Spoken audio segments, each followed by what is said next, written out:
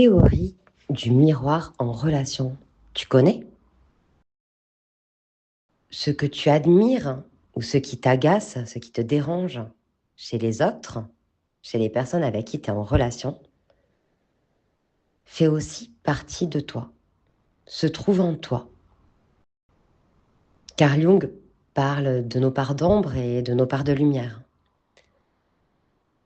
Et par exemple, quand tu vas juger quelqu'un de «Oh là là, mais lui, qu'est-ce qu'il est égoïste!»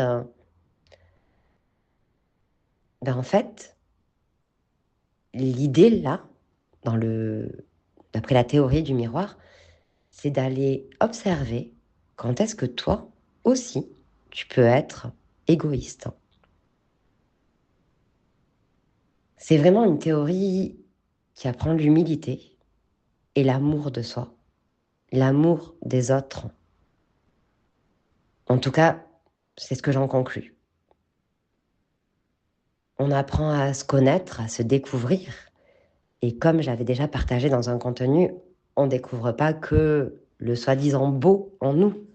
On découvre aussi ce qui est moins beau. Et comme j'avais déjà dit, qu'est-ce qui est bien ou mal, ça aussi, ça dépend de nos perceptions.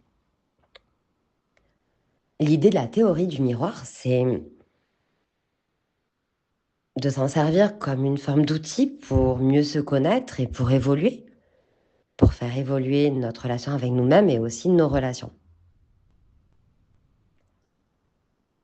Et le miroir se jouerait dans la plupart de nos relations. Ça peut se jouer avec une personne que tu rencontres dans un train, ça peut se jouer bien entendu avec tes proches, tes amis, tes parents, ton compagnon, tes frères, tes sœurs, bref.